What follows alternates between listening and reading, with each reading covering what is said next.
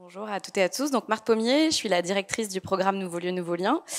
Et effectivement, on m'a invitée aujourd'hui pour parler des tiers-lieux et du lien entre tiers-lieux, l'apprentissage et le fait de travailler dans les petites villes et dans les centres-villes des moyennes villes. Donc je vais vous dire d'abord un petit mot du programme en tant que tel, et notamment des fabriques de territoire.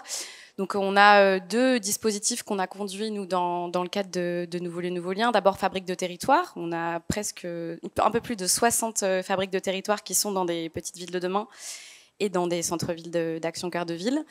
Ce sont donc 300 tiers-lieux qui sont financés partout en France, dans les quartiers prioritaires politiques de la ville et dans les territoires hors métropole, donc que ce soit des zones rurales ou des villes moyennes, et qui sont donc des tiers-lieux dont un peu plus de 40% ont en leur sein des espaces de travail partagés. Donc quand on parle de qu'est-ce que ça veut dire que de travailler aujourd'hui dans un centre-ville d'une ville moyenne ou d'une petite ville, le tiers-lieu est une des réponses intéressantes quand on cherche à aménager son territoire, puisque effectivement, l'une des origines des tiers-lieux, c'est ce qu'on appelle le coworking ou l'espace de travail partagé, des espaces de travail qui sont très souvent dédiés à des travailleurs indépendants, des salariés, des auto-entrepreneurs et des entrepreneurs tout court, qui cherchent justement à la fois un lieu, donc à l'extérieur de chez eux. Donc quand on parle de télétravail et de tiers-lieu, le tiers-lieu est une des réponses à la problématique de l'enfermement dans le télétravail, qui est l'enfermement chez soi, et du manque d'espace. Et c'est non seulement un lieu extérieur à chez vous, donc un endroit où vous pouvez avoir un bureau, mais aussi un lieu où se noue plein de collaborations et de liens et de travail sur vos projets entrepreneuriaux, et qui permettent, grâce à cette hybridation d'activités et ce mélange des genres, de l'expérimentation et de nourrir le projet économique qu'on a quand on vient dans un tiers-lieu. Donc le tiers-lieu comme espace de travail partagé, mais qui cherche, au-delà de l'espace de travail en tant que tel, à pouvoir mettre en relation et mettre en lien des gens et des projets pour pouvoir créer un peu d'émulation et de créativité dans tous les territoires. Donc vous avez donc sous les yeux effectivement la carte avec les 300 fabriques. Il y a au moins une ou deux fabriques par département, en métropole et en outre-mer. Je ne sais jamais trop regarder, du coup c'est plutôt là, c'est ça? Partout. Ok. Et donc les fabriques de territoire sont des tiers-lieux très généralistes que nous avons sélectionnés sur 1 an et demi, qui sont financés à hauteur de 50 000 € par an pendant 3 ans, et qui ont, donc, comme je le disais, pour plus de 40% d'entre elles, des espaces de travail partagés, mais qui ont aussi pour d'autres fabriques des activités extrêmement diverses, qui parfois n'ont rien à voir avec le télétravail. Donc, il y a beaucoup de tiers-lieux nourriciers avec des espaces agricoles. Il y a des Fab Labs, donc des espaces très tournés vers le numérique, avec des imprimantes laser, des espaces de prototypage, etc. Le point commun entre toutes ces fabriques, si on prend la thématique qui nous préoccupe cet après-midi, il est plus que dans l'espace de travail partagé sur la question de l'apprentissage, puisque les tiers-lieux sont par excellence les lieux de l'apprentissage par le faire, ce qui est vraiment dans l'ADN du tiers-lieu, au-delà de la question de la communauté ancrée sur un territoire et qui porte un lieu non pas monofonctionnel mais plurifonctionnel, si on veut employer le langage urbanistique. Donc il y a plusieurs activités. Ce sont vraiment des lieux qui encouragent les personnes qui viennent, que ce soit des gens qui travaillent, des gens qui viennent visiter, qui amènent leurs enfants, qui ont des bureaux pour des activités associatives. C'est vraiment l'idée justement de faire des choses, de fabriquer, pas forcément des choses matérielles, ça peut aussi être des choses immatérielles, mais en tout cas de prendre en main un outil ou un autre pour essayer de produire soi-même. Et la question de la production, de la fabrication, elle s'articule, elle est le pivot de toutes les activités du tiers-lieu, puisqu'elle permet d'entrer en contact. Que vous soyez un public qui vient parce qu'il recherche une aide sociale, que vous soyez un public qui vient en famille, un public qui vient pour travailler, un public qui vient pour des activités associatives, le faire, l'activité productive, l'apprentissage, la transmission des savoirs est vraiment le biais, le point de contact que les animateurs, animatrices de tiers-lieu utilisent pour rentrer en lien avec les personnes qui viennent dans le tiers-lieu. Et donc ça me fait une parfaite transition avec les manufactures de proximité, qui sont notre deuxième dispositif, où là, on s'est spécialisé un petit peu plus dans le financement en visant justement des tiers-lieux productifs. Hélène Pesquine parlait de relocalisation des emplois et des activités dans les territoires. Dans ce dispositif, on est vraiment sur cet objectif qui est de financer des tiers-lieux qui sont d'abord des entreprises, qui travaillent sur une filière souvent qui est en lien avec l'identité du territoire, par exemple la dentelle au Puy-en-Velay, la tapisserie à Aubusson, On a beaucoup de projets textiles, on a des projets industriels, on a des projets aussi de tiers-lieux et de manufactures autour de l'agriculture, beaucoup plus que ce qu'on avait imaginé, et qui sont donc d'abord des projets de relocalisation et de création d'emplois autour d'une filière, mais aussi des projets de tiers-lieux, puisque c'est une vision de l'entreprise dans laquelle l'entreprise est insérée dans le tissu économique et social local, donc qui propose notamment un volet important de formation et de transmission des savoirs autour de la filière dans le lieu, et qui est aussi en lien avec toutes sortes d'acteurs sur la question de comment est-ce que je transmets, je sensibilise autour de la filière qui est la mienne. Donc des ateliers bois le samedi après-midi pour les publics, beaucoup de liens avec la question des scolaires et des écoles. Et donc là, on a financé 100 lieux à hauteur de 250 000 € en moyenne, avec un financement beaucoup plus important que Fabrique de Territoire, sur un financement centré sur l'investissement, et donc le financement notamment d'aménagement intérieur et de parcs machines, pour cette fois-ci acquérir vraiment des outils et des machines qui permettent de développer la production, et une part aussi de fonctionnement pour animer le lieu sur 3-4 ans, avec là un vrai objectif d'autonomie financière à horizon 3-4 ans, pour que vraiment l'entreprise ait un chiffre d'affaires comme toute entreprise, mais avec un peu une vision nouvelle du rôle et des apports d'un acteur économique sur un territoire. Et donc notamment sur des territoires où l'activité économique, industrielle avait un peu diminué, voire même complètement disparu, et avec cette activité des savoir-faire. Et donc l'idée, c'est vraiment de relancer l'activité économique et de permettre aussi la transmission et la revalorisation et la renaissance, entre guillemets, de ces savoirs qui avaient été plus ou moins perdus, et qui sont tous autour du travail évidemment productif matériel. Donc voilà, vous avez sous les yeux le détail des critères. Bon, l'appel à manifestation d'intérêt est aussi clos.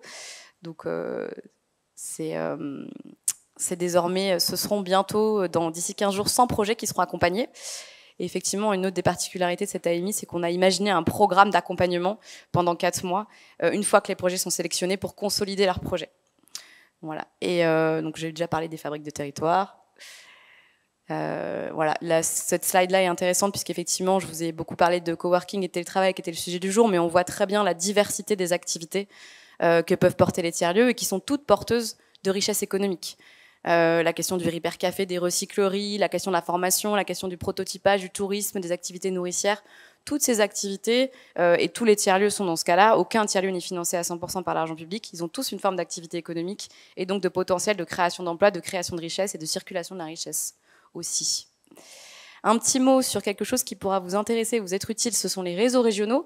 Nous finançons donc dans chaque région, métropole et outre-mer, des réseaux régionaux qui fédèrent les tiers-lieux sur un territoire et qui sont les interlocuteurs privilégiés en matière de connaissance de l'écosystème. Donc si vous cherchez à être en contact avec un tiers-lieu près de chez vous parce que vous vous posez la question de savoir comment vous pourriez en ouvrir un, que vous cherchez du partage de pratiques, que vous cherchez de l'accompagnement à l'émergence de projets, voire même de la formation si vous avez déjà un tiers-lieu ou déjà quelqu'un qui est identifié pour faire émerger une communauté, ce sont vos interlocuteurs.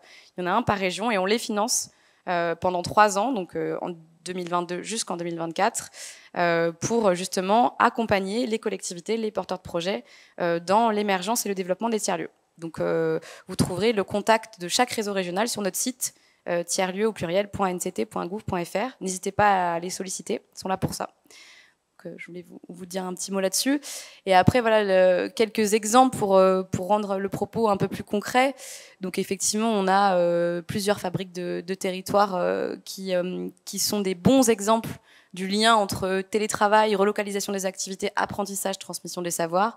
Donc il y a par exemple le WIP à Colombelles, qui est donc dans une périphérie une ville périphérique de Caen, et qui a beaucoup développé la partie télétravail et coworking de son activité dans d'anciennes usines. Donc là aussi, on a toujours un lien entre le tissu industriel d'une époque qui soit renaît, renaît d'une autre façon en étant transformé pour utiliser le foncier qui n'avait aucune valeur et qui n'était utilisé par personne pour recréer de la richesse et de l'activité économique.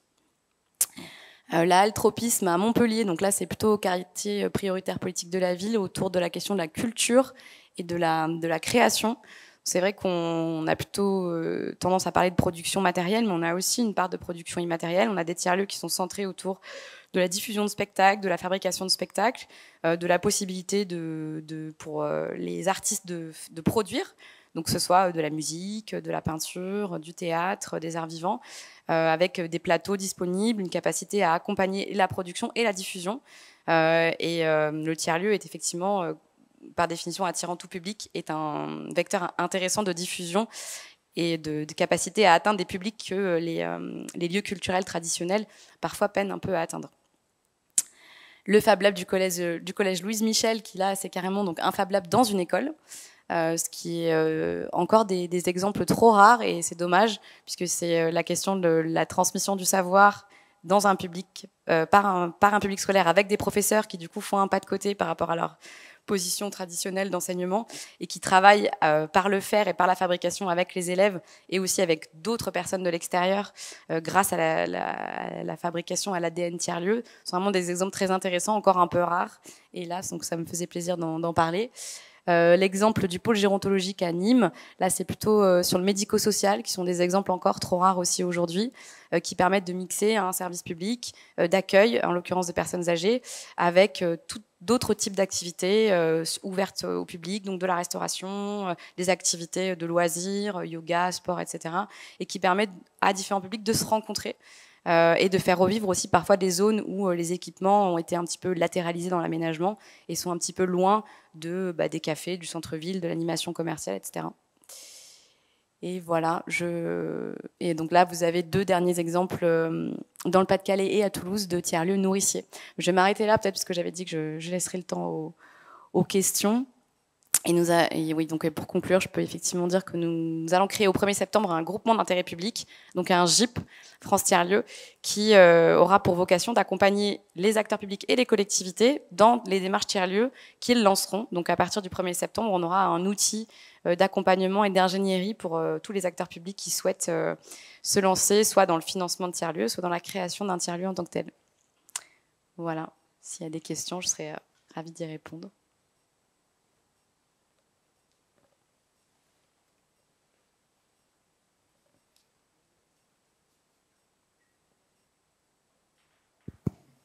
Alors, non, pas de questions dans la salle. Je précise que le PowerPoint sera mis en ligne sur le site de l'ANCT du PUCA à l'issue de la conférence de cet après-midi. Donc, si vous avez des questions, je pense que Marthe Pommier pourra peut-être y répondre aussi par mail.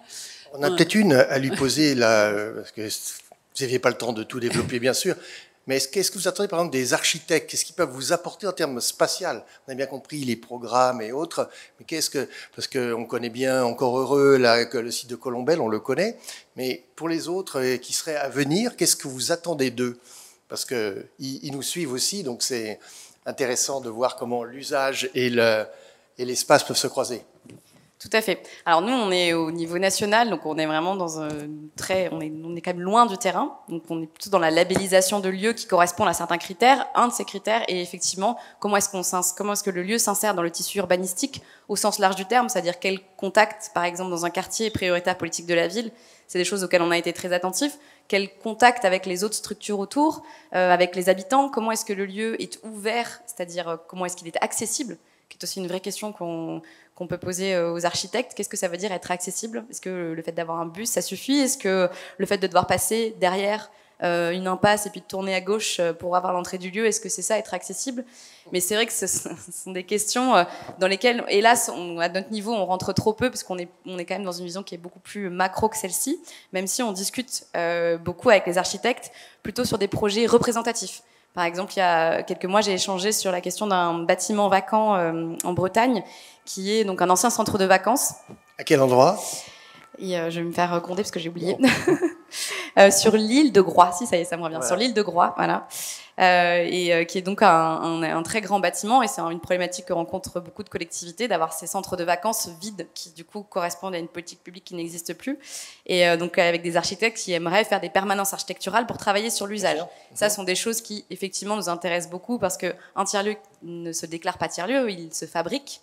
Et donc la question de l'usage avant de décider de la programmation du lieu est un des critères qui nous intéresse beaucoup de pousser au niveau national, effectivement.